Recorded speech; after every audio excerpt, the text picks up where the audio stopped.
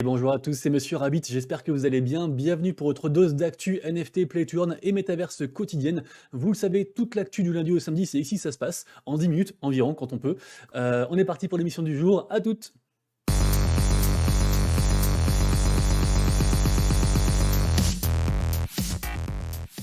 Et on est parti, et comme d'habitude, si vous kiffez le contenu que je vous fais tous les jours, n'hésitez pas à vous abonner à la chaîne, à activer la cloche pour louper aucune vidéo, et à envoyer de la force sous la forme d'un commentaire, sous la vidéo, pour me dire ce que vous en pensez. Ça aide beaucoup, donc en bien comme en mal, pour me dire ce que vous avez mangé à midi, voilà, tout ce que vous voulez. Je lis tous les commentaires, et merci beaucoup à tous ceux qui participent. Ça aide grandement, je crois que je l'ai déjà dit, mais bon voilà, ça aide grandement, ça aide grandement, ça aide grandement.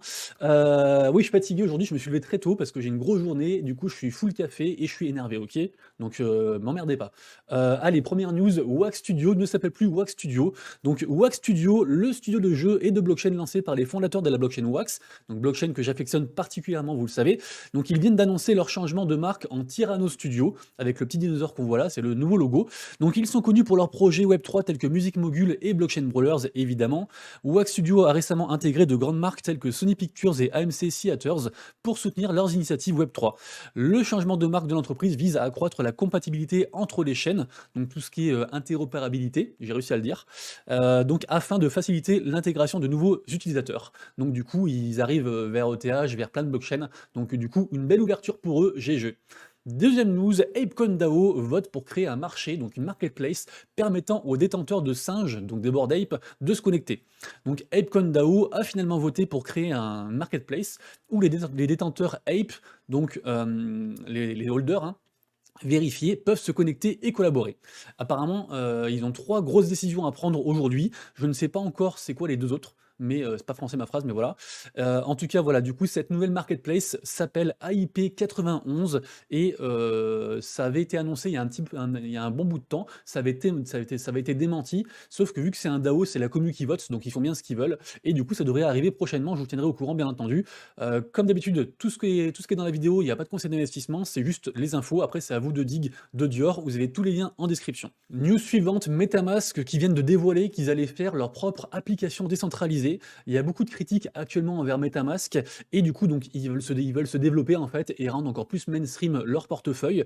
Pour ceux que ça intéresse, vous avez le lien Twitter, enfin l'article Twitter de MetaMask qui explique tout ça du coup avec le portfolio. En gros, l'idée, c'est de rendre tout ça plus ergonomique, de pouvoir mettre plus de wallets, comment dire, visibles en une seule fois, enfin plein d'améliorations comme ça pour faciliter du coup l'adoption des crypto-monnaies à la masse des utilisateurs. Donc très intéressant, très grosse mise à jour, ça arrive bientôt, donc on a hâte de voir ça. Ça va peut-être changer pas mal de choses. Parlons ensuite de BenDAO. Rappelez-vous, BenDAO, c'est un protocole qui permet d'emprunter des NFT et qui était bien dans la sauce parce que avec le marché qui tombe, en fait les gens ne pouvaient même plus récupérer en fait leur NFT, il y avait plus de frais qu'autre chose, c'était plus du tout liquide et c'était en train plus ou moins de crever quoi. Donc bref, en tout cas, à la base, c'est un gros projet. Et du coup, donc, là, c'est la commu qui vote, qui essaie un peu de sortir le projet de la fange.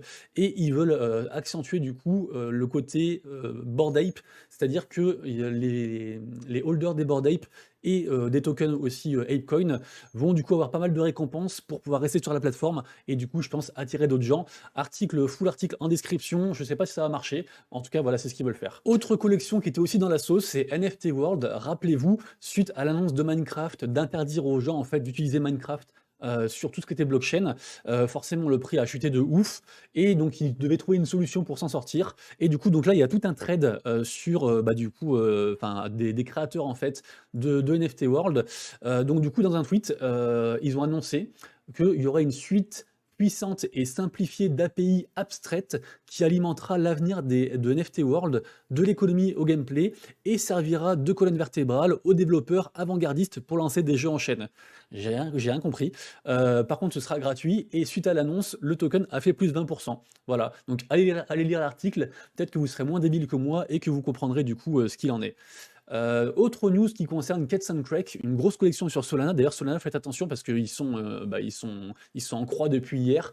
Ils sont encore fait attaquer. Il y a encore une pause et tout. Enfin, ouais, c'est un petit peu la merde. On commence à être habitué. En tout cas, Cats and Crack, du coup, donc ils font la lumière sur la collection Lumière, qui est en fait pas une nouvelle collection, qui est juste une amélioration des NFT d'avant. Et en fait, il y aura un mode lumière où du coup le NFT pourra changer et mettre en surbrillance. En tout cas, Cats and Crack, c'est une belle collection sur Solana. C'est une collection à surveiller. Goku Crypto qui nous apprend que, la collection Azuki a été délistée quelques minutes. Décidément, il arrive plein de trucs autour de cette collection-là. Il le rappelle, donc le Founders avait été accusé d'avoir scam la commu dans des projets antérieurs. C'est pas une accusation, c'est vrai, c'est lui qui l'avait dit. Je sais plus comment il s'appelle d'ailleurs, le mec Zagabond, je crois, voilà. Et effectivement, plan de financement pour lever 30 millions de dollars. Oui, c'est ce qu'ils ont annoncé aussi également, pardon. Azuki, vraiment, grosse collection, mais voilà, si ça disparaît du jour au lendemain, faudra pas s'étonner non plus. Ensuite, article intéressant sur le métaverse. Peut-on consommer de la nourriture dans le métaverse? On a la réponse, enfin, et ben la réponse est négative. Voilà, moi qui voulais vivre intégralement dans le métaverse, tant pis, je ne pourrais pas. Passons ensuite au top des collections NFT sur les dernières 24 heures, et on voit une belle augmentation des volumes, avec notamment un plus 100% sur les dernières 24 heures pour Gods Unchained, le jeu de cartes sur ETH, qui utilise le layer 2 Immutable X. Donc vraiment, vraiment joli, et Solana qui reste quand même deuxième, qui ne s'est pas dépassé par Immutable X, malgré du coup que la blockchain soit en croix. Collection à surveiller aujourd'hui, c'est bien sûr QQL, la collection d'art génératif. En fait, le floor price actuellement est à 19,5 ETH, donc bon, c'est très très élevé.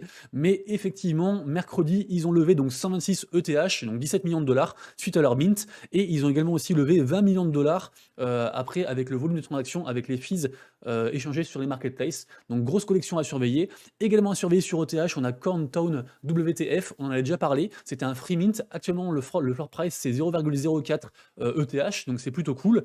Et ça continue à être à bien faire parler, à augmenter un petit peu, avoir du volume, donc pourquoi pas acheter. Moi, j'aime pas acheter les free mints après, pour moi, c'est juste des flips en général, sauf si vraiment le projet derrière est solide, mais là, pour moi, c'est un flip. Donc faites bien attention, mais en tout cas, voilà, ça peut encore augmenter.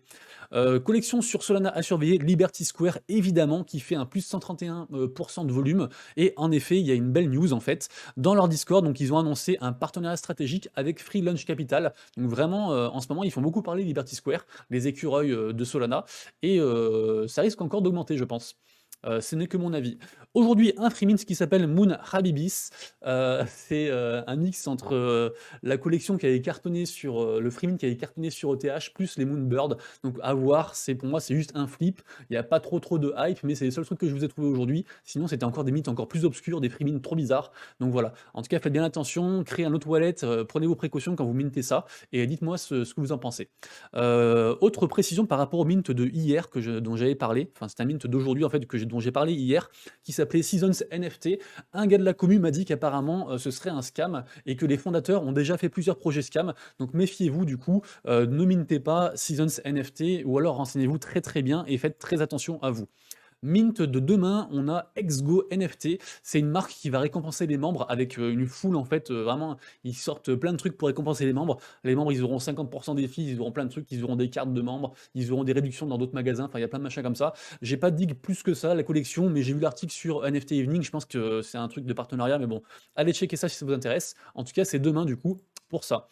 Au niveau des tokens de la GameFi, écoutez, la journée est plutôt dans le neutre. C'est des moins 0, quelque chose. Par contre, on note quand même des belles augmentations, notamment Dexio Protocol. Alors, ne vous fiez pas aux chiffres là, parce que c'est n'importe quoi, mais Dexio Protocol, en fait, je vous ai marqué ça ici, voilà, c'est un projet de réalité augmentée. Donc, c'est un projet GameFi. Hop, pardon, je coupe le son. Et aussi autre chose aussi, ils font pas que ça. Ils font aussi, je sais plus, ils proposent de la pub aussi via les technologies blockchain. Donc ils font pas mal de trucs. Et en tout cas, donc le token a été listé et ça marche plutôt bien pour l'instant. Donc plutôt cool, je connaissais pas ce projet-là. Du coup, Dexio Protocol pour ceux que ça intéresse. Également, on a Legends of Aria qui nous fait un plus 700%. On a déjà parlé de ce jeu-là il y a environ 2 ou 3 semaines, je sais plus. J'en ai parlé régulièrement. C'est un bon projet, c'est un gros projet également. Et du coup, donc en fait, ils ont annoncé la release très bientôt de leur jeu. Donc je vous rappelle, c'est un MMORPG un petit peu genre dans le Moyen-Âge. Et également en plus 50% pour le token Hanzo qui est lié, vous le savez, à mon petit projet que j'aime bien sur Polygon qui s'appelle Legouise. Et du coup, j'en stack pas mal. Et donc voilà, je vous mettrai quand même un lien en description pour ceux qui veulent aller voir. Mais c'est plutôt cool.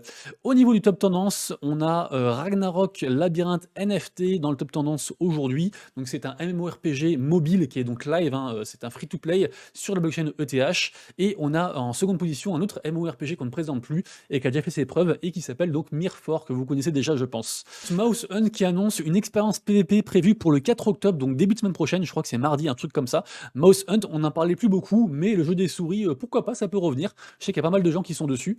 Autre news intéressante qui concerne Planet Mojo, c'est un projet que je suis depuis genre au moins 6 ou 7 mois, et finalement ils avancent bien, et ils font ce qu'ils disent, et du coup, en fait, ils célèbrent leur pré-alpha, enfin le playtest de leur pré-alpha, avec en collaboration Lootbolt, et écoutez, c'est plutôt cool, c'est plutôt cool.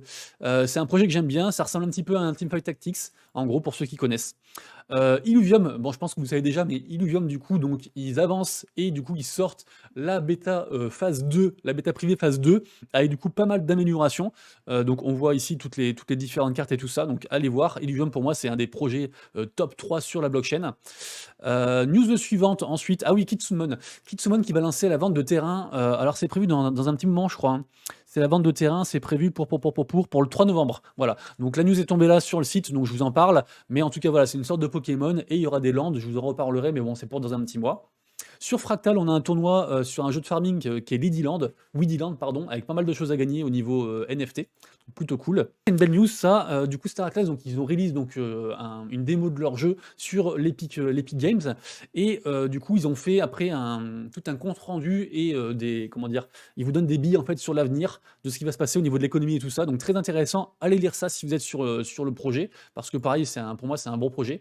Illuvium, je l'ai parodié aussi, mais ils ont aussi parlé du coup de l'Illuvidex, donc c'est le Pokédex de Illuvium qui a été mis à jour également. Ensuite, Cross Edges, ils sont actuellement à la Foire de Marseille, ils continuent de faire la com et ça marche très bien, donc vraiment GG à eux. Aurori, l'espèce de Dofus un petit peu, Dofus sur la blockchain Solana, qui dévoile du coup les projets en fait qui ont été faits par le DAO de Aurori, donc vraiment cool, donc c'est un bon gros trade comme on aime bien. News suivante, Monkey League, c'est un jeu de foot avec des singes qui annonce une vente aux enchères de l'AC Milan en NFT. Ce sera prévu pour le 6 octobre, donc semaine prochaine, donc je vous en reparlerai. Et on finit la vidéo du jour par Stephen. J'ai pas fait gaffe, mais en fait, Stephen, ils ont fêté leur 1 an d'anniversaire. Donc c'est GG à eux, ils sont toujours là, ils sont pas encore morts. Donc bon, on verra où ça les mène, mais pour l'instant, voilà, ils sont encore dans le paysage de la blockchain et du Web3. Les amis, c'est tout pour moi. Passez un excellent week-end. On se retrouve lundi pour la prochaine vidéo Actu NFT et Play to Earn. Il y aura aussi une vidéo qui va sortir plus tard dans la journée, en fin de journée, sur BC Brawler, sur le crafting. Jusque-là, prenez soin de vous, de vos proches et de vos wallets. C'était Monsieur Rabbit. Ciao, ciao!